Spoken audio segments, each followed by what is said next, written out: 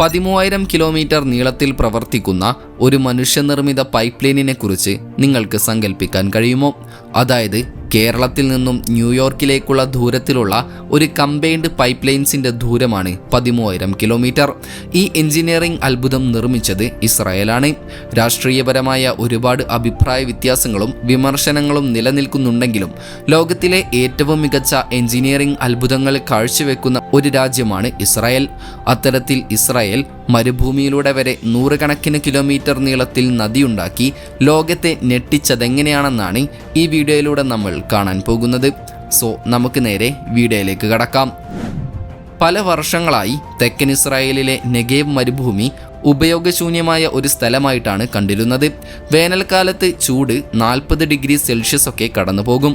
മഴ വർഷത്തിൽ കുറച്ച് ആഴ്ചകൾ മാത്രമേ കിട്ടുകയുമുള്ളൂ. അതിനാൽ തന്നെ അവിടെയുള്ള ഭൂമിക്കടിയിലെ വെള്ളത്തിൻ്റെ അളവ് കുറഞ്ഞുകൊണ്ടേയിരുന്നു. എന്നാൽ ഇസ്രായേലിൻ്റെ വടക്കും കടൽ തീരത്തും കൂടുതൽ മഴ ലഭിക്കുകയും അവിടെ തടാകങ്ങളും ചെറിയ പുഴകളുമുണ്ട്. എന്നാൽ തെക്ക് ഭാഗം അധികവും പാറയും മണലുമാണുള്ളത്. വല്ലപ്പോഴും മാത്രം വെള്ളം ഒഴുകുന്ന വരണ്ട തോടുകളെ അവിടെയുള്ളൂ. ഇസ്രായേൽ പ്രകൃതിയിലെ വെള്ളത്തെ മാത്രം ആശ്രയിച്ചിരുന്നെങ്കിൽ മിക്ക ആളുകളും ഇസ്രായേലിൻ്റെ വടക്ക് തീരത്തുള്ള ചെറിയ ഭാഗത്ത് മാത്രം ജീവിക്കേണ്ടി വരുമായിരുന്നു. എന്നാൽ ഇസ്രായേൽ രൂപീകൃതമായ ശേഷം ലോകത്തിൻ്റെ പല ഭാഗങ്ങളിൽ നിന്നും ആളുകൾ അങ്ങോട്ടേക്ക് കുടിയേറി. അതിനാൽ തന്നെ അവിടെ ജനസംഖ്യ പെട്ടെന്ന് കൂടി. അവർക്ക് വീടുകൾ, കുടിവെള്ളം, കൃഷിഭൂമി എന്നിവയുടെ ആവശ്യം കൂടി വരികയും ചെയ്തു. അപ്പോഴാണ് ഇസ്രായേൽ ഗവൺമെൻറ് രാജ്യത്തെ എല്ലാവർക്കും എങ്ങനെ ആവശ്യത്തിന് വെള്ളം എത്തിക്കുമെന്ന ചോദ്യത്തിന് മുൻപിൽ ഉത്തരം മുട്ടിയത്. ഒരുപാട് റിസർച്ചുകൾക്കൊടുവിൽ അതിനുള്ള ഉത്തരം 1950കളിലാണ് കണ്ടെത്തുന്നത്. അതാണ് നാഷണൽ വാട്ടർ കരിയർ. ലളിതമായി പറഞ്ഞാൽ ഇത് വലിയ കനാലുകളും തുരങ്കങ്ങളും പൈപ്പ് ലൈനുകളും പമ്പിംഗ് സ്റ്റേഷനുകളുമെല്ലാം ചേർന്ന ഒരു വലിയ ജല സംവിധാനമാണ്. വടക്കേ അറ്റത്തുള്ള ഗലീലി കടലിനെ ഇത് മധ്യഭാഗങ്ങളുമായും തെക്ക് നെഗേവിൻ്റെ അടുത്തുള്ള പ്രദേശങ്ങളുമായും ബന്ധിപ്പിക്കുന്നു. ഒന്നുകൂടെ വ്യക്തമായി പറഞ്ഞാൽ ആദ്യം ഗലീലി കടലിൽ നിന്നും വെള്ളമെടുക്കുക, ശേഷം അത് 350 മീറ്ററിലധികം ഉയരത്തിലേക്ക് പമ്പ് ചെയ്യുക, എന്നിട്ട് ഗുരുത്വാകർഷണം ഉപയോഗിച്ച് കനാലുകളിലൂടെയും തുരങ്കങ്ങളിലൂടെയും വലിയ പൈപ്പുകളിലൂടെയും വരണ്ട തെക്കൻ പ്രദേശങ്ങളിലേക്ക് താഴേക്ക് ഒഴുക്കിവിടുക എന്നതായിരുന്നു പ്ലാൻ. എന്നാൽ ഒരു തുള്ളി വെള്ളം പോലും നീക്കുന്നതിന് മുൻപ് എഞ്ചിനീയർമാർക്ക് ആ വഴി മുഴുവൻ വളരെ സൂക്ഷ്മമായി അളക്കേണ്ടി വന്നു. അവർ ഭൂമിയുടെ രൂപം, ചെരിവ്, പാറകൾ, മണ്ണിൻ്റെ തരം, ഉറപ്പില്ലാത്ത സ്ഥലങ്ങൾ, പട്ടണങ്ങൾ, അതിർത്തികൾ എന്നിവയെല്ലാം അളന്നു. വടക്ക് ഭാഗത്തെ കുന്നിൻ പ്രദേശങ്ങളിൽ അവർ ഓരോ മീറ്ററിലെയും ഉയരം കൃത്യമായ ഉപകരണങ്ങൾ ഉപയോഗിച്ച് അളന്നു. അതിൽ നിന്ന് ഏത് ഭാഗങ്ങളാണ് കനാലായി നിർമ്മിക്കേണ്ടത്, ഏത് ഭാഗങ്ങൾ പാറ തുറന്ന് ടണലാക്കണം, മണ്ണിടിച്ചിലോ കൃഷിസ്ഥലം എടുക്കുന്നതോ ഒഴിവാക്കാൻ ഏത് ഭാഗങ്ങൾക്ക് മണ്ണിനടിയിൽ പൈപ്പ് ലൈനുകൾ വേണം എന്നെല്ലാം അവർ തീരുമാനിച്ചു. ഉറപ്പുള്ള ഫൗണ്ടേഷൻ ഉണ്ടാക്കാൻ മൃദുലമായ മണ്ണ് മാറ്റി ഉറപ്പുള്ള പാളികൾ നിർമ്മിക്കുകയാണ് അവർ ചെയ്തത്. ഈ വഴിയിലുടനീളം പുതിയ ക്വാറികളും കോൺക്രീറ്റ് പ്ലാന്റുകളും പൈപ്പ് ഫാക്ടറികളും ഉണ്ടാക്കിയെടുത്തു. അങ്ങനെ 130 കിലോമീറ്റർ നീളമുള്ള ഈ ലൈൻ മുഴുവൻ ഒരു വലിയ നിർമ്മാണ സൈറ്റായി മാറുകയായിരുന്നു. ഇതിൻ്റെ തുടക്കത്തിൽ ഒരു പൈപ്പ് ഗലീലി കടലിൽ നിന്ന് വെള്ളമെടുത്ത് കരയിലുള്ള ഒരു ടാങ്കിലേക്ക് എത്തിക്കുന്നു. പേരിൽ കടലുണ്ടെങ്കിലും ഗലീലി കടൽ ശുദ്ധജലം വഹിക്കുന്ന ഒരു തടാകമാണ്. അവിടെ നിന്ന് പമ്പിംഗ് സ്റ്റേഷനുകൾ വെള്ളത്തെ പടിപടിയായി മുകളിലേക്ക് തള്ളിവിടുന്നു. ഗുരുത്വാകർഷണത്തിന് ഒഴുകാൻ കഴിയുന്ന ഉയരത്തിൽ എത്തുന്നതുവരെ ഇങ്ങനെ ചെയ്യും. ഇതിനെ ഡയഗ്രാം ഇല്ലുസ്ട്രേറ്റിംഗ് ദ പമ്പിംഗ് പ്രോസസ് എന്ന് പറയുന്നു.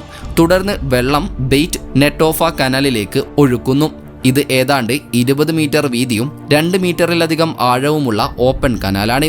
വെള്ളം മണ്ണിലേക്ക് ചോർന്നു പോകാതിരിക്കാൻ ഇതിൻ്റെ അരികുകൾ കോൺക്രീറ്റ് ചെയ്തിട്ടുമുണ്ട്. തെക്കോട്ട് പോകുമ്പോൾ ഓപ്പൺ കനാലിന് പകരം മണ്ണിനടിയിൽ കുഴിച്ചിട്ട വലിയ സ്റ്റീൽ പൈപ്പുകൾ ഉപയോഗിക്കുന്നു. ഈ പൈപ്പുകൾ വെള്ളം സപ്ലൈ സ്റ്റേഷനുകളിലേക്ക് എത്തിക്കുകയാണ് ചെയ്യുന്നത്. അവിടെ നിന്ന് നഗരങ്ങൾ, പട്ടണങ്ങൾ, കൃഷിയിടങ്ങൾ എന്നിവയ്ക്കായി വെള്ളം പല വഴികളിലേക്ക് തിരിയുന്നു. ഇത് ഫുൾ കപ്പാസിറ്റിയിൽ പ്രവർത്തിക്കുമ്പോൾ ഇതിലൂടെ ഒരു മണിക്കൂറിൽ 72,000 ക്യൂബിക് മീറ്റർ വെള്ളം, അതായത് ഒരു ദിവസം 1.7 മില്യൺ ക്യൂബിക് മീറ്റർ വെള്ളം പമ്പ് ചെയ്യാൻ സാധിക്കും. 1950കളുടെ തുടക്കം മുതൽ 1964 ഈ സിസ്റ്റം പൂർത്തിയാകുന്നതുവരെ ആയിരക്കണക്കിന് തൊഴിലാളികൾ 11 വർഷത്തിലധികം സമയമെടുത്താണ് ഇതിൻ്റെ നിർമ്മാണം നടത്തിയത്. എന്നാൽ നാഷണൽ വാട്ടർ കരിയർ അതിൻ്റെ പ്രധാന ഭാഗം മാത്രമാണ്. അതിനുശേഷം വന്ന വർഷങ്ങളിൽ ഇസ്രായേൽ ഈ പ്രധാന ലൈനിലേക്ക് ആയിരക്കണക്കിന് ചെറിയ ലൈനുകൾ കൂട്ടിച്ചേർത്തു. നഗരങ്ങളിലേക്കുള്ള പൈപ്പുകൾ, കൃഷിക്കുള്ള ലൈനുകൾ, ടാങ്കുകൾ, പമ്പിംഗ് സ്റ്റേഷനുകൾ, ശുദ്ധീകരണ പ്ലാന്റുകൾ എന്നിവയെല്ലാം ഇതിലേക്ക് ആഡ് ചെയ്തിട്ടുമുണ്ട്. ഇന്ന് മെക്കോറോട്ട് എന്ന ദേശീയ ജല കമ്പനി ഏകദേശം 14,000-ലധികം കിലോമീറ്റർ പൈപ്പ് ലൈനുകളും 3,000-ഓളം ഉൽപാദന വിതരണ കേന്ദ്രങ്ങളും കൂടാതെ രാജ്യത്തുടനീളമുള്ള 100 കണക്കിന് കിണറുകൾ, ടാങ്കുകൾ, ശുദ്ധീകരണ പ്ലാന്റുകൾ എന്നിവയും നോക്കി നടത്തുന്നു. ഈ മാപ്പിൽ നോക്കിയാൽ ഇസ്രായേൽ ഇപ്പോൾ ഒരുപാട് കൃത്രിമ പുഴകളുടെ ഒരു നെറ്റ്വർക്ക് പോലെയായിരിക്കും നമുക്ക് തോന്നുക. എന്നാൽ ഈ നെറ്റ്വർക്കിന് പോലും എല്ലാ പ്രശ്നങ്ങളും പരിഹരിക്കാൻ കഴിഞ്ഞില്ല. മഴയുടെ അളവ് കുറഞ്ഞു വന്നതും തുടർച്ചയായ വരൾച്ച കാരണം ഗലീലി കടലിലെ വെള്ളം താഴ്ന്നതും ഇസ്രായേലിന് തിരിച്ചടിയായി മാറി. അങ്ങനെ തങ്ങൾ തടാകങ്ങൾ, മഴ, ഭൂമിക്കടിയിലെ വെള്ളം എന്നിവയെ മാത്രം ആശ്രയിച്ചാൽ രാജ്യത്തിൻ്റെ ജലവിതരണം പ്രശ്നത്തിലാകുമെന്ന് ഇസ്രായേൽ ഗവൺമെൻറ് മനസ്സിലാക്കുകയായിരുന്നു. അങ്ങനെ 2000-ങ്ങളുടെ തുടക്കത്തിൽ വലിയ വരൾച്ചകൾ വന്നപ്പോൾ ഇസ്രായേലിന് പുതിയൊരു വാട്ടർ സോഴ്സ് കണ്ടുപിടിക്കേണ്ടി വന്നു. മെഡിറ്ററേനിയൻ കടൽ മാത്രമായിരുന്നു അതിനുള്ള വഴി. അങ്ങനെ സർക്കാരും മെക്കോറോട്ടും ചേർന്ന് തീരത്ത് കടൽ വെള്ളം ശുദ്ധീകരിക്കുന്ന പ്ലാന്റുകളുടെ ഒരു ശൃംഖല നിർമ്മിക്കാൻ കോടിക്കണക്കിന് ഡോളറിൻ്റെ ഒരു പദ്ധതി തുടങ്ങി.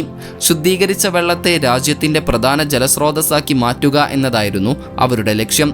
കടൽ വെള്ളം നാഷണൽ റിവറിൻ്റെ ഭാഗമാകുന്നതിന് മുൻപ് പ്ലാന്റിനുള്ളിൽ അത് പല ഘട്ടങ്ങളായുള്ള ശുദ്ധീകരണത്തിലൂടെ കടന്നു പോകണം. ആദ്യത്തെ ഘട്ടത്തെ പ്രീ ട്രീറ്റ്മെൻറ്റ് എന്ന് വിളിക്കുന്നു. ഇവിടെ കടൽ വെള്ളം വലകളിലൂടെയും കമ്പികളിലൂടെയും ഒഴുകുമ്പോൾ വലിയ മാലിന്യങ്ങൾ, പായൽ, പ്ലാസ്റ്റിക് ബാഗുകൾ, കുപ്പികൾ എന്നിവയെല്ലാം തടഞ്ഞു നിർത്തുന്നു. തുടർന്ന് അത് ടാങ്കുകളിലേക്ക്, അതായത് സെഡിമെന്റേഷൻ ബേസിനുകളിലേക്ക് പോകുന്നു. അവിടെ മണലും കട്ടിയുള്ള കണികകളും അടിത്തട്ടിലടിയുന്നു. ചില സ്ഥലങ്ങളിൽ വെള്ളത്തിൽ എണ്ണയുണ്ടെങ്കിൽ അത് നീക്കം ചെയ്യാൻ ഓയിൽ സെപ്പറേഷൻ ബേസിനുകളിലൂടെയും കടത്തിവിടുന്നു. അതിനുശേഷം വെള്ളം ഫൈൻ ഫിൽട്രേഷനിലേക്ക് പോകുന്നു. ഇത് മണൽ ഫിൽറ്ററുകളിലൂടെയും ആക്ടിവേറ്റഡ് കാർബൺ ഫിൽറ്ററുകളിലൂടെയും കടന്നുപോകുന്നു. മണൽ ഫിൽറ്ററുകൾ ചെറിയ കണികകളെ മാറ്റുകയാണ് ചെയ്യുന്നത്. ആക്ടിവേറ്റഡ് കാർബൺ ദുർഗന്ധങ്ങളും നിറങ്ങളും ചില രാസവസ്തുക്കളും നീക്കാൻ സഹായിക്കുന്നു.